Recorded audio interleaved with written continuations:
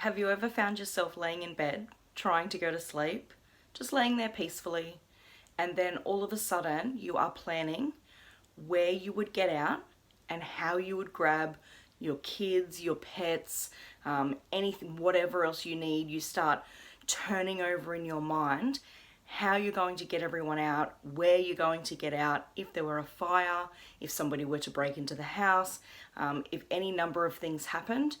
You are now planning your escape. It could be as you're walking back to the car from work, from the shopping centre. If someone were to approach you, you could be just walking back to your car and then you start wondering or planning how you're going to escape if somebody approaches you or if somebody tried to get into the car. That is worst case scenario.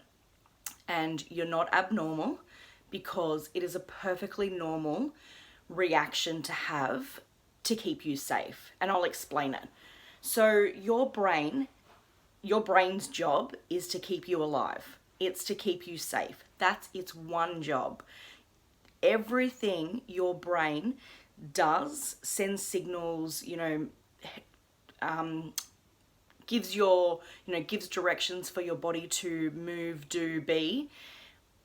Everything it does is to keep you safe, to keep you alive. That's its job.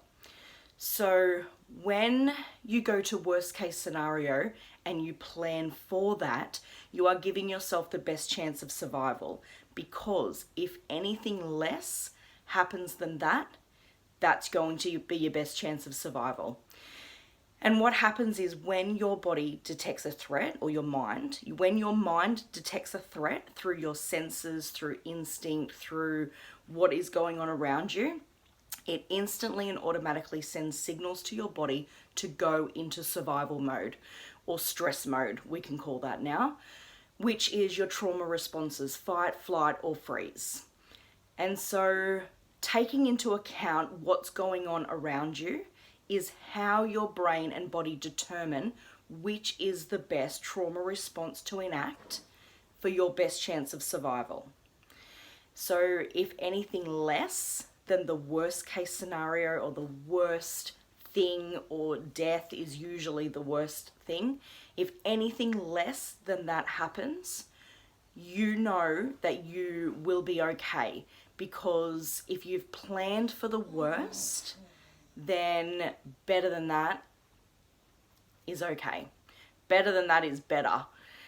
So worst case scenario is perfectly normal.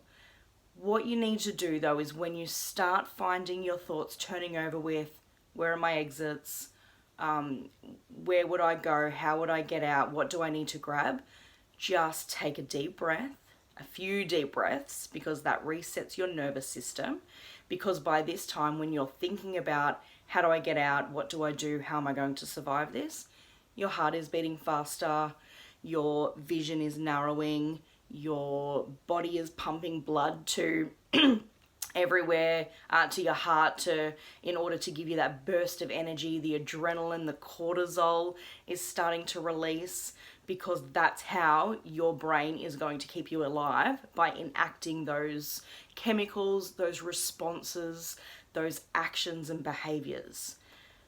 But survival mode, when you're laying in bed, is slowly killing us. Survival mode is slowly killing us, because when your body redirects all of its energy into surviving, you are taking away from repair, from healing, from growth, from the rest of your body.